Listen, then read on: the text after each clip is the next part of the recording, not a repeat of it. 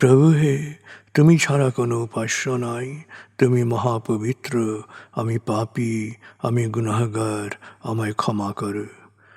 প্রভু হে, তুমি ছাড়া কোনো উপাস্য নাই, তুমি মহাপবিত্র, আমি পাপী, আমি গুনাহগার, আমায় ক্ষমা করো।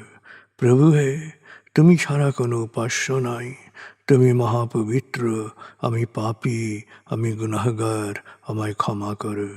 প্রভু হে, তুমি ছাড়া কোনো উপাস্য নাই, তুমি মহাপবিত্র, আমি পাপী, আমি গুনাহগার, আমায় ক্ষমা করো। প্রভু হে, তুমি ছাড়া কোনো উপাস্য নাই, তুমি মহাপবিত্র, আমি পাপী, আমি গুনাহগার, আমায় ক্ষমা করো। প্রভু হে, তুমি ছাড়া কোনো উপাস্য নাই, তুমি মহাপবিত্র, আমি পাপী, আমি গুনাহগার, আমায় ক্ষমা করো। প্রভু হে, তুমি ছাড়া কোনো উপাস্য নাই, তুমি মহাপবিত্র, আমি পাপী, আমি গুনাহগার, আমায় ক্ষমা করো। প্রভু হে, তুমি ছাড়া কোনো উপাস্য নাই, তুমি মহাপবিত্র, আমি পাপী, আমি গুনাহগার, আমায় ক্ষমা করো। প্রভু হে, তুমি ছাড়া কোনো উপাস্য নাই, তুমি মহাপবিত্র, আমি পাপী, আমি গুনাহগার, আমায় ক্ষমা করো। প্রভু হে, তুমি ছাড়া কোনো উপাস্য নাই, তুমি মহাপবিত্র, আমি পাপী, আমি গুনাহগার, আমায় ক্ষমা করো। প্রভু হে, তুমি ছাড়া কোনো উপাস্য নাই, তুমি মহাপবিত্র, আমি পাপী, আমি গুনাহগার, আমায় ক্ষমা করো। প্রভু হে, তুমি ছাড়া কোনো উপাস্য নাই, তুমি মহাপবিত্র, আমি পাপী, আমি গুনাহগার, আমায় ক্ষমা করো। প্রভু হে, তুমি ছাড়া কোনো উপাস্য নাই, তুমি মহাপবিত্র, আমি পাপী, আমি গুনাহগার, আমায় ক্ষমা করো। প্রভু হে, তুমি ছাড়া কোনো উপাস্য নাই, তুমি মহাপবিত্র, আমি পাপী, আমি গুনাহগার, আমায় ক্ষমা করো। প্রভু হে, তুমি ছাড়া কোনো উপাস্য নাই, তুমি মহাপবিত্র, আমি পাপী, আমি গুনাহগার, আমায় ক্ষমা করো। প্রভু হে, তুমি ছাড়া কোনো উপাস্য নাই, তুমি মহাপবিত্র, আমি পাপী, আমি গুনাহগার, আমায় ক্ষমা করো। প্রভু হে, তুমি ছাড়া কোনো উপাস্য নাই, তুমি মহাপবিত্র, আমি পাপী, আমি গুনাহগার, আমায় ক্ষমা করো। প্রভু হে, তুমি ছাড়া কোনো উপাস্য নাই, তুমি মহাপবিত্র, আমি পাপী, আমি গুনাহগার, আমায় ক্ষমা করো।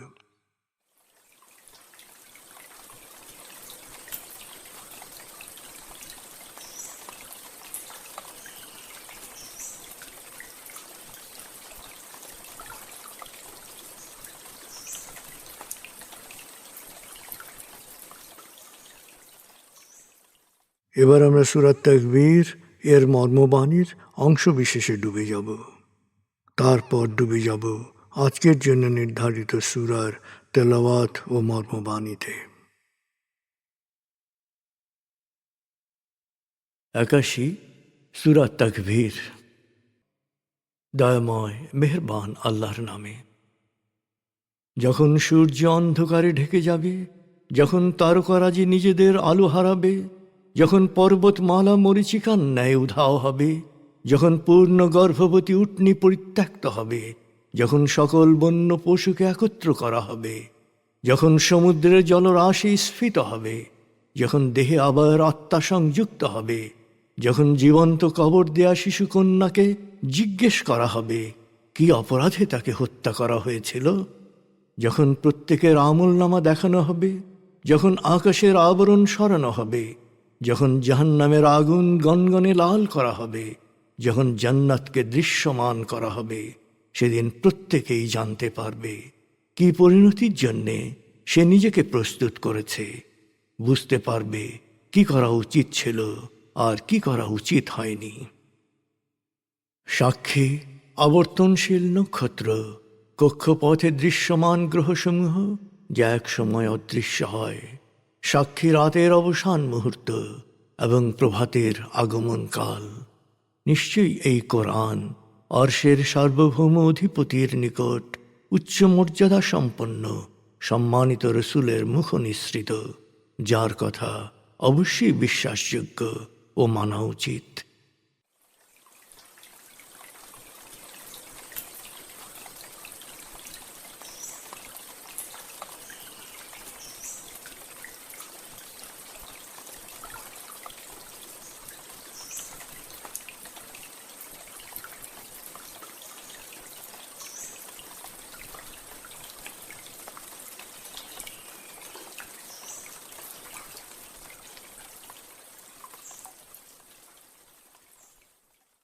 এবার আমরা সূরা বাকারা 211 থেকে 221 আয়াতের তেলাওয়াত ও মর্মবাণীর গভীরে ডুবে যাব।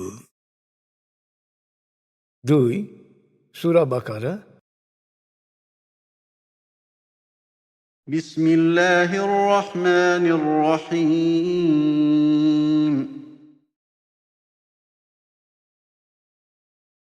سل بني إسرائيل كم آتيناهم من آية بينة ومن يبدل نعمة الله من بعد ما جاءته فإن الله شديد العقاب. زين للذين كفروا الحياة الدنيا ويسخرون من الذين آمنوا والذين اتقوا فوقهم يوم القيامة والله يرزق من يشاء بغير حساب. كان الناس أمة واحدة فبعث الله النبيين مبشرين ومنذرين وأنزل معهم الكتاب بالحق ليحكم بين الناس فيما اختلفوا فيه وما اختلف فيه إلا الذين أوتوه من بعد ما جاءتهم البينات بغيا بينهم فهدى الله الذين آمنوا لما اختلفوا فيه من الحق بإذنه والله يهدي من يشاء إلى صراط مستقيم. أم حسبتم أن تدخلوا الجنة ولما يأتكم مثل الذين خلوا من قبلكم مستهم البأساء والضراء وزلزلوا حتى يقول الرسول والذين آمنوا معه متى نصر الله ألا إن نصر الله قريب. يسألونك ماذا ينفقون قل ما أنفقتم من خير فللوالدين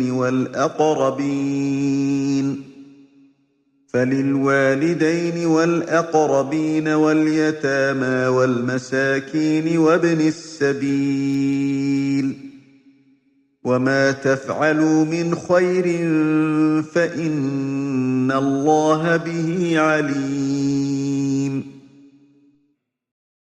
كتب عليكم القتال وهو كره لكم وعسى أن تكرهوا شيئا وهو خير لكم وعسى أن تحبوا شيئا وهو شر لكم والله يعلم وأنتم لا تعلمون. يسألونك عن الشهر الحرام قتال فيه قل قتال فيه كبير وصد عن سبيل الله وكفر به والمسجد الحرام وإخراج أهله منه أكبر عند الله والفتنة أكبر من القتل ولا يزالون يقاتلونكم حتى يردوكم عن دينكم إن استطاعوا ومن يرتدد منكم عن دينه فيمت وهو كافر فأولئك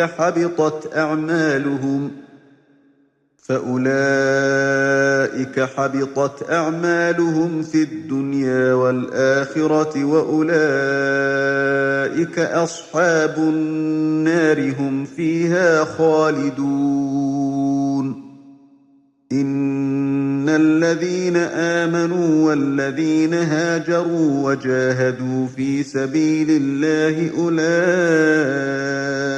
يرجون رحمة الله والله غفور رحيم يسألونك عن الخمر والميسر قل فيهما إثم كبير ومنافع للناس وإثمهما أكبر من نفعهما ويسألونك ماذا ينفقون قل العفو كذلك يبين الله لكم الآيات لعلكم تتفكرون في الدنيا والآخرة ويسألونك عن اليتامى قل إصلاح لهم خير وإن تخالطوهم فإخوانكم والله يعلم المفسد من المصلح ولو شاء الله لأعنتكم إن الله عزيز حكيم ولا تنكحوا المشركات حتى يؤمنن ولأمة مؤمنة خير من مشركة ولو أعجبتكم ولا تنكحوا المشركين حتى يؤمنوا ولعبد مؤمن خير من مشرك ولو أعجبكم أولئك يدعون إلى النار والله يدعو إلى الجنة والمغفرة بإذنه ويبين آياته للناس لعلهم يتذكرون দয়াময় মেহেরবান আল্লাহর নামে। হে নবী, বনী ইসরায়েলকে জিজ্ঞেস করো, কত সুস্পষ্ট বাণী আমি তাদের দিয়েছি। আল্লাহর নিয়ামত সুস্পষ্ট বাণীকে যারা বিকৃত করে তাদের শাস্তি দানে আল্লাহ অতি কঠোর। সত্য অস্বীকারীরা পার্থিব জীবনের চাকচিক্যে খুব সহজেই মোহিত হয়। ওরা বিশ্বাসীদের এ নিয়ে প্রায়শই ঠাট্টা বিদ্রূপ করে, অথচ মহাবিচার দিবসে আল্লাহ সচেতনরাই ওদের চেয়ে অনেক উচ্চ মর্যাদায় আসীন হবে। অবশ্য আল্লাহ যাকে চান তাকে দুনিয়ায় বেহিসাব জীবন উপকরণ দান করেন। একদা সকল মানুষ একই সম্প্রদায়ের অন্তর্ভুক্ত ছিল। আস্তে আস্তে তাদের মধ্যে মতবিরোধ সৃষ্টি হল। তারপর আল্লাহ সুসংবাদদাতা ও সতর্ককারী হিসেবে নবীদের পাঠান। সত্য জ্ঞান সহ তাদের উপর তিনি কিতাব নাযিল করেন, যাতে মানব সম্প্রদায় তাদের মতভেদের বিষয়ে মতৈক্যে পৌঁছতে পারে। কিন্তু সত্যের ব্যাপারে সকল সাক্ষ্য প্রমাণ থাকা সত্ত্বেও পারস্পরিক ঈর্ষা ও বিদ্বেষের কারণে তাদের মতভেদ বাড়তেই থাকল। তারপর মতবিরোধ সংক্রান্ত বিষয়ে আল্লাহ বিশ্বাসীদেরকে সত্য পথ দেখালেন। আল্লাহ তাকেই সত্য পথে পরিচালিত করেন যে চায় সত্য পথে পরিচালিত হতে। তোমরা কি মনে করো তোমরা কোনো পরীক্ষা ছাড়া এমনি এমনি জান্নাতে প্রবেশ করবে? অথচ তোমরা তো এখনো পূর্ববর্তীদের মতো পরীক্ষার সম্মুখীন হওনি। তোমাদের পূর্ববর্তী বিশ্বাসীরা অভাব, কষ্ট, বিপদ, মুসিবত এবং অত্যাচার নির্যাতনে এতটাই হতবিহ্বল হয়ে পড়েছিল যে নবী সহ তারা আর্তনাদ করে বলেছিল, আল্লাহর সাহায্য কখন আসবে? জেনে রাখো, আল্লাহর সাহায্য সব সময় খুবই কাছে। তারা তোমাকে প্রশ্ন করবে, আমরা অন্যের জন্যে কি প্রক্রিয়ায় ব্যয় করব? হে নবী, তুমি বলো, তোমাদের অর্থ সম্পত্তি প্রথমত মা বাবা, তারপর পরিবার, আত্মীয় স্বজন, এতিম, অভাবী ও মুসাফিরদের জন্য ব্যয় করবে। তোমরা যে সৎকর্মই করো না কেন, আল্লাহ তা সবই জানেন। হে বিশ্বাসীগণ, তোমাদেরকে যুদ্ধের নির্দেশ দেয়া হয়েছে। হতে পারে এই নির্দেশ তোমাদের অপছন্দ। আসলে তোমরা যা অপছন্দ করছো তাই তোমাদের জন্য ভালো হতে পারে, আর যা পছন্দ করছো তা হতে পারে তোমাদের জন্য খারাপ। নিশ্চয়ই আল্লাহ যা জানেন তোমরা তা জানো না। পবিত্র মাসে যুদ্ধ সম্পর্কে তোমাকে জিজ্ঞেস করা হয়েছে।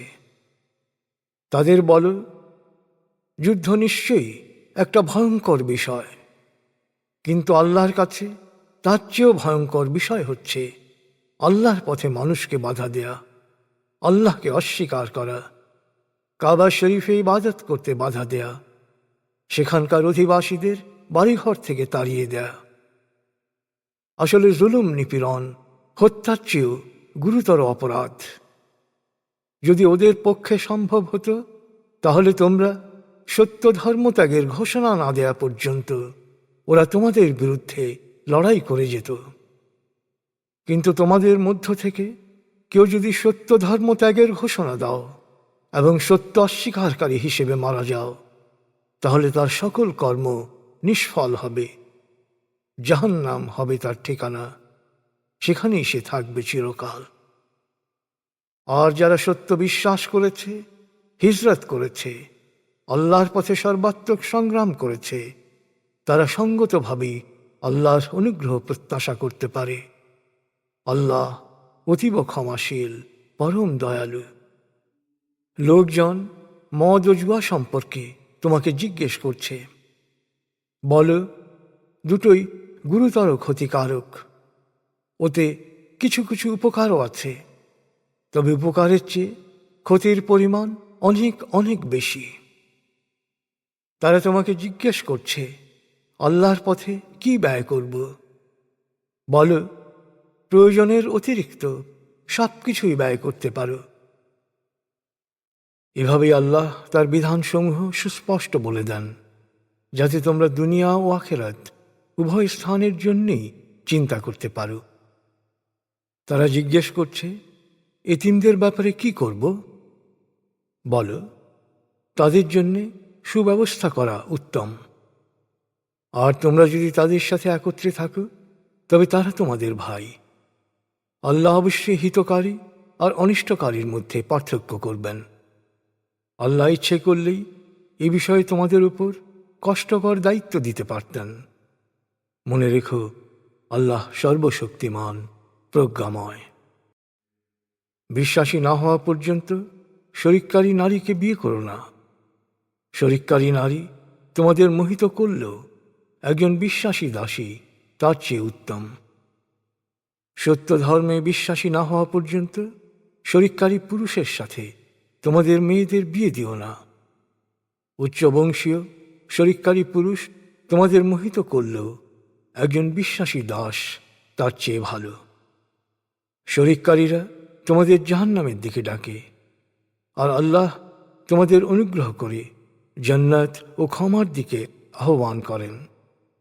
আল্লাহ মানুষের জন্য স্বীয় বিধান স্পষ্ট করে বয়ান করেন, যাতে তারা প্রয়োজনীয় শিক্ষা গ্রহণ করতে পারে।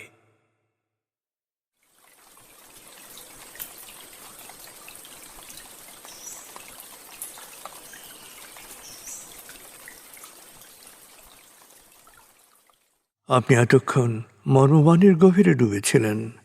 এবার আপনার মনে মর্মবাণীর যে বিষয়গুলো দাগ কেটেছে, সেই বিষয়গুলোর ভাবনায় ডুবে যান।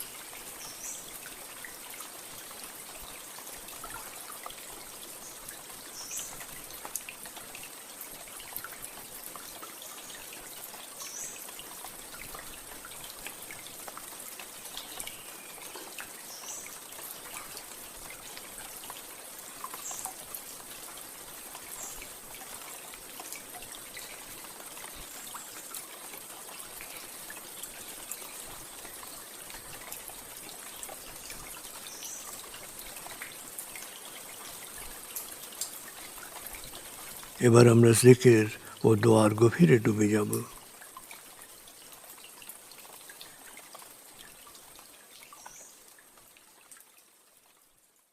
এবার হালকাভাবে চোখ বন্ধ করুন, লম্বা দম নিন, নাক দিয়ে দম নিন, আস্তে আস্তে মুখ দিয়ে দম ছাড়ুন। দম নেবেন পেটে, ছাড়বেন মুখ দিয়ে। দম নেওয়ার চেয়ে দম ছাড়তে সামান্য বেশি সময় নিন। দম নিতে নিতে ভাবুন, প্রকৃতি থেকে অফুরন্ত প্রাণশক্তি শরীরে প্রবেশ করছে। আর দম ছাড়তে ছাড়তে ভাবুন, শরীরের সকল দূষিত পদার্থ বাতাসের সাথে বেরিয়ে যাচ্ছে। নাক দিয়ে দম নিতে নিতে ভাবুন, প্রকৃতি থেকে অফুরন্ত প্রাণশক্তি শরীরে প্রবেশ করছে। আর মুখ দিয়ে দম ছাড়তে ছাড়তে ভাবুন, শরীরের সকল দূষিত পদার্থ বাতাসের সাথে বেরিয়ে যাচ্ছে।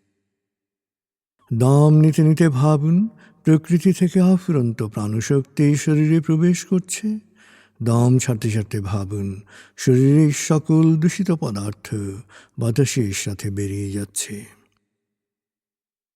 দম নিতে নিতে ভাবুন প্রকৃতি থেকে আফুরন্ত প্রাণশক্তি শরীরে প্রবেশ করছে, আর দম ছাড়তে ছাড়তে ভাবুন শরীরের সকল দূষিত পদার্থ বাতাসের সাথে বেরিয়ে যাচ্ছে। দম নিতে নিতে ভাবুন প্রকৃতি থেকে আফুরন্ত প্রাণশক্তি শরীরে প্রবেশ করছে, আর দম ছাড়তে ছাড়তে ভাবুন শরীরের সকল দূষিত পদার্থ বাতাসের সাথে বেরিয়ে যাচ্ছে। এবার দম স্বাভাবিক হতে দিন। স্বাভাবিকভাবে নাক দিয়ে দম নিয়ে নাক দিয়ে দম ছাড়ুন। আপনার অঙ্গ শিথিল ও নিষ্প্রাণ হয়ে আসছে। এবার নাক দিয়ে ধীরে ধীরে দম নিয়ে বেশ সময় নিয়ে ধীরে ধীরে নাক দিয়ে দম ছাড়ুন। দম নেওয়ার চেয়ে ছাড়ায় সময় একটু বেশি নিন। ধীরে ধীরে দম নিন, ধীরে ধীরে দম ছাড়ুন। ধীরে ধীরে দম নিন, ধীরে ধীরে দম ছাড়ুন। ধীরে ধীরে দম নিন, ধীরে ধীরে দম ছাড়ুন। ধীরে ধীরে দম নিন, ধীরে ধীরে দম ছাড়ুন। ধীরে ধীরে দম নিন, ধীরে ধীরে দম ছাড়ুন। এবার দম স্বাভাবিক হতে দিন। আপনি এখন দম খেয়াল করুন। বাতাস নাক দিয়ে ফুসফুসে প্রবেশ করছে, আবার বেরিয়ে আসছে। আপনার পুরো মনোযোগ নাকে দমের প্রবেশ পথে দিন। বাতাস স্বাভাবিক যাওয়া আসা করুক, আপনি শুধু দম খেয়াল করুন।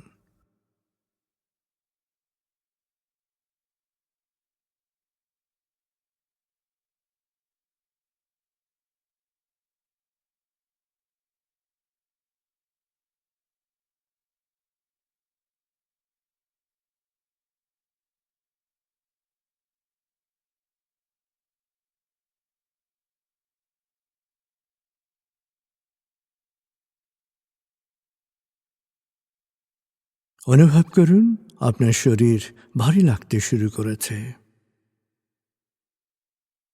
আরাম, আরাম, আরাম। অনুভব করুন শীতলতা স্রোতের মতো, বরফ গলা পানির মতো আপনার মাথা থেকে শরীর বেয়ে নিচের দিকে নেমে যাচ্ছে।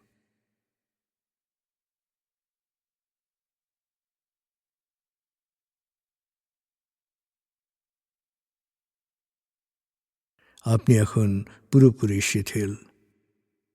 শিথিলায়নের গভীর স্তরে প্রবেশ করেছেন আপনি। আপনার ব্রেন ওয়েভ বিটা স্তর থেকে নেমে গেছে আলফায়।